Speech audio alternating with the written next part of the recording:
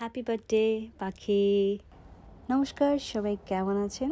চলুন সবাইকে একটা আজকের আমার স্পেশাল পারসন মানে আমার হাজব্যান্ড, ওর হ্যাপি বার্থডে। আর সবাইকে বলবো, প্রথমেই বলছি ওর জন্য আশীর্বাদ রাখবেন, ও যেন সবসময় ভালো থাকে, সুস্থ থাকে, এটাই প্রার্থনায় রাখবেন, সবাইকে বলছি। আর সকাল থেকে ব্লগটা শুরু করি নাই, কারণ আসলে আমার হাজব্যান্ড ও মানে তেমন বলে না, লোক দেখানো কিছু জিনিসগুলোও করাটা পছন্দ করে না। ও বলে, প্লাবনী ঠিক আছে, আমরা বিকেল থেকে ব্লগটা শুরু করব, কারণ বিকেলে আমরা একটা সুন্দর জায়গায় যাব, তখন থেকে যদি ব্লগটা শুরু করি না বেশি ভালো হবে। আর আসলে গতকালকে রাত থেকে আমরা ওকে উইশ করেছি, আমার ফ্যামিলি যারা আছে সবাই ওকে উইশ করেছে। তারপরে মর্নিংয়ে যেটাই হয়, ঘুম থেকে উঠে খাওয়া দাওয়া, তারপরে রান্না। আসলে রান্না তেমন কিছু না, খুব সিম্পল রান্না করেছিলাম, মাছ ভাত, যেটা ও খেতে পছন্দ করে। আসলে ও কখনোই আহামরি কোনো খাবার কখনোই পছন্দ করে না, আসে না সব কিছু এই সেই পঞ্চব্যঞ্জন, তা না। ওর কাছে হচ্ছে যে খাবারটা ওর মুখে টেস্ট লাগবে এবং ও যে খাবারটা পছন্দ করে, সেটা একটা তরকারি হোক বা দুইটা। আর যাই হোক, তারপরে আমরা টুকটাক রেডি হয়ে চলে গেলাম টিএসটি। আর টিএসটিতে যাওয়ার কারণ হচ্ছে আমরা নতুন একটা মন্দির খুঁজে পেয়েছি, সে কারণে। তার জন্য আসলে এই মন্দিরটা গত রাতে একটা দাদা, আমাদের খুবই পরিচিত একজন দাদা, ওকে বলেছে। আমরা এতদিনেও এই মন্দিরটার খবর কখনোই পাই নাই, কিন্তু এর আগে যেটা হ্যাপি বলিতে, তারপরে হচ্ছে ইসকন যে মন্দির আছে সেগুলোতে আপনারা দেখেছেন, বাট আমি কখনো এই মন্দিরটাতে যাই নাই। তারপরে ও বলল, চলো আমরা আজকের প্রথম আমার হ্যাপি বার্থডে, এবং হ্যাপি বার্থডের জন্য আমরা ভগবানের দর্শন করে আসি। আর ওয়েদারটা ছিল পুরাই মেঘলা। বাংলাদেশে শুনেছি অনেক বৃষ্টি হচ্ছে, কারণ বাংলাদেশে এই দিন ঈদ ছিল। সবাইকে ঈদ মোবারক। ওর হ্যাপি বার্থডের দিন আসলে আমি এটাও বলছি, কারণ আমার ব্লগ সবাই দেখেন আপনারা, হিন্দু বলেন, মুসলিম বলেন, সবাই যারা দেখেন। আসলে ধর্মটা আসলে সবার, কিন্তু ধর্ম যে যার হতে পারে, কিন্তু উৎসবে আমরা মনে করি যে সবাইকেই সবভাবেই সামিল হওয়া দরকার। আর যারা আমার মুসলিম ফ্রেন্ড এবং ফলোয়ার আছেন, সবাইকে ঈদ মোবারক। তার মধ্যে আমরা চলে আসছি ভগবানের মন্দিরে, এবং এসেই হনুমানজিকে প্রথমে দেখলাম এবং প্রণাম করলাম। আমার মন্দিরটা এত ভালো লেগেছে, আমি সত্যিই একটু এখানে তো আসলে ওভাবে খোলা আকাশের নিচে কোনোভাবে টেম্পল করা যায় না। এরা হচ্ছে একটা বড় একটা ঘর নিয়ে, আর মাতা রানীর পুজো চলছে, কারণ নবরাত্রি হয়, যেটা আমরা জানি নবরাত্রি বলে। আসলে যারা দিল্লি বা পাঞ্জাব এগুলাতে যে নবরাত্রি বলতে গেলে রামনবমী, যেটা ওরা স্পেশালি।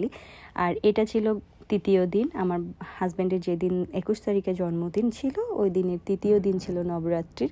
আর রামনবমী বলতে গেলে আমাদের যে বাসন্তী পুজোর সময় যে নবমীটা হবে, সেটাকেই বলবে রামনবমী। আর সেই দিনে ওরা নবরাত্রি ব্রত রাখে এবং পুজো করে। আর মন্দিরে যাওয়ার পরে কিছু লোক ছিল, আস্তে আস্তে সবাই আসতেছে, আমরাও দেখতেছি সব ঘুরে ঘুরে।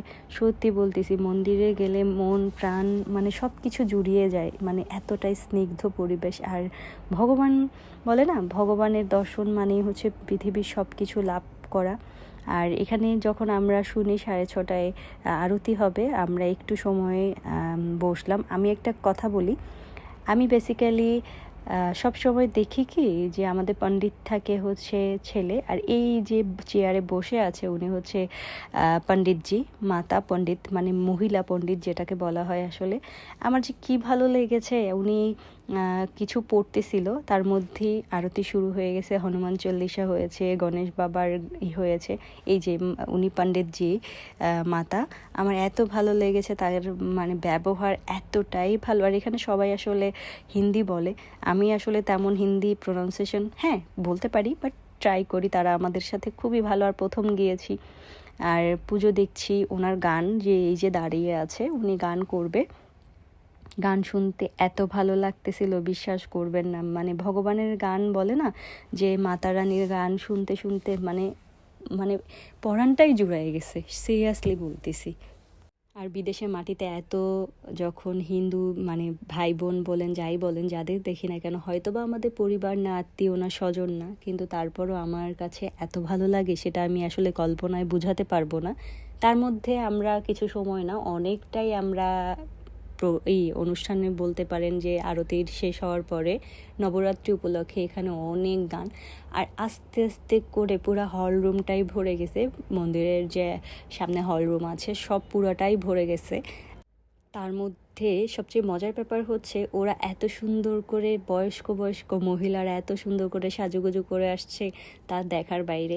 তারপরে আমরা মন্দির থেকে প্রায় 8টা নাগাদ বাসায় চলে আসি। এসে ওর বার্থডের বললাম না প্রথমেই মন্দির দর্শন করব, তারপরে সব সেলিব্রেশন। তারপরে আমরা ছোট পরিসরে তার বার্থডেটা সেলিব্রেট মানে করতেছি। যেমন একটু চিকেন নিয়েছিলাম, এগুলো বাইরে থেকে, কেক, আর কেকটা হচ্ছে একদম আমরা ছোট নিয়েছি কারণ আমাদের ঘরে কেক আসলে খেয়ে নষ্ট করার মতো না। যেটা নিয়েছি এটা খেয়ে একবারেই শেষ হয়ে যাবে, আমার ছেলে বলছে।